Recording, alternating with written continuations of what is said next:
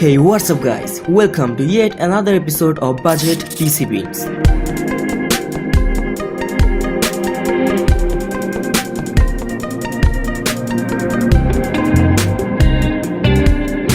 গত বিলটি ছিল একটি 50,000 টাকার budget PC build. Link will be in the description below. আজকে ভিডিওতে থাকছে দুটি পিসি বিল্ড অ্যান্ড কম্পারিজন। থাকছে একটি ইন্টেল এবং একটি রাইজেন বিল্ড, আর বিল্ডের বাজেট 40,000 টাকা।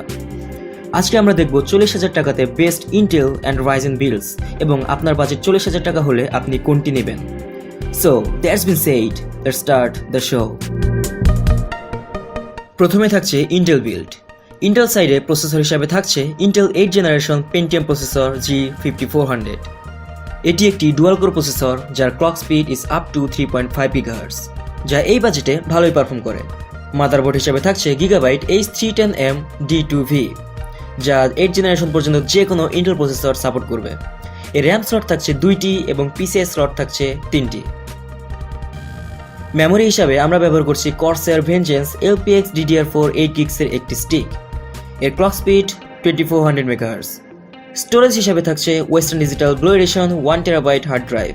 নাও গ্রাফিক্স কার্ডে আমাদের হাতে GT 1030 ছাড়া তেমন কোনো অপশন নেই। কেউ পারলে একটি সেকেন্ড হ্যান্ড RX 570 4GB নিতে পারেন, or just stick with the GT 1030। RX 550ও প্রায় সেম পারফর্ম করবে এই প্রাইস রেঞ্জে। বিলটিকে পাওয়ার দেওয়ার জন্য আমরা ব্যবহার করব ফার্স্ট প্লেয়ারের 450 ওয়াটের গেমিং পাওয়ার সাপ্লাই, যা 80+ ব্রোঞ্জ সার্টিফাইড।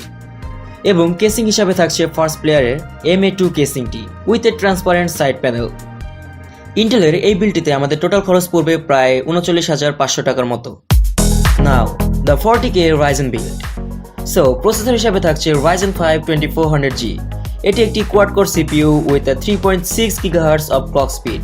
এতে ইন্টিগ্রেটেড AMD Vega GPU থাকছে, যা GT 1030 এর সমান বা বেশি পাওয়ারফুল।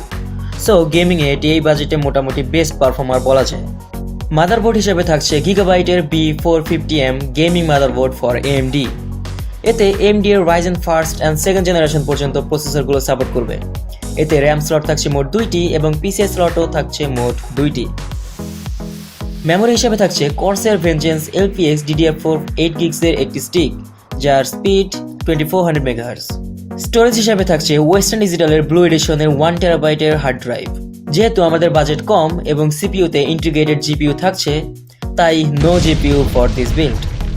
যেহেতু জিপিইউ নিচ্ছি না, কারণ বিল্ট ইন জিপিইউ দিয়ে ভালোই কাজ চলবে, সো আমাদের কিছু টাকা সেভ হচ্ছে, যা দিয়ে আমরা নিচ্ছি একটি 240 GB এর Western Digital SSD for fast data transferring.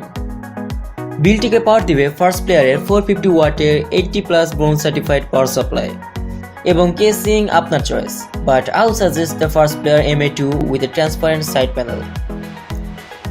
রাইজেনের এই বিলটিতে আমাদের টোটাল কস্ট পড়বে অ্যারাউন্ড 40,400 টাকা। নাও কথা হলো, which one are you, team Intel or team Ryzen? আমার মতে 40,000 টাকার আশেপাশে এই বিল দুটি ইন্টেল এবং রাইজেনের বেস্ট পসিবল স্পেক্স। অনেকে ভাবতে পারেন ইন্টেলেও জিপিইউ স্কিপ করে হাই এন্ড প্রসেসর সিলেক্ট করা যেতে পারত, বাট ব্রো দেন গেমিং কিভাবে করতেন? লক্ষ্য করলে দেখবেন Ryzen 5 2400G এর ইন্টিগ্রেটেড জিপিইউ 1030 এর সমান পাওয়ারফুল, এবং এর কোর্স থাকছে মোট 4টি, যা অন্তত মিড হাই সেটিংসে 1080p রেজুলেশনে সব গেম খেলতে হেল্প করবে। আর বোনাস হিসাবে পাচ্ছি SSD। বাট ইন্টেল সাইডে জিপিইউ না নিলে গেমিং এর কথা ভুলে যান, অ্যান্ড ইভেন i3 নিয়েও উইদাউট জিপিইউ গেমিং পসিবল না। সো আমার মতে 40,000 বা কম বাজেট থাকলে just go for a Ryzen build with a APU। You will get a much better performance than Intel, আর টুকিটাকি ভিডিও এডিটিংও করতে পারবেন। So that's it guys. আশা করি ভিডিওটি আপনাদের ভালো লেগেছে। ভালো লাগলে লাইক দিবেন অ্যান্ড শেয়ার করবেন যাতে অন্যরাও হেল্প পায়, and don't forget to subscribe. আর এরপরে ভিডিওতে থাকছে giveaway announcement. So till then, stay safe, be cool, it's Sharia Nasib, and I'll see you guys in the next video.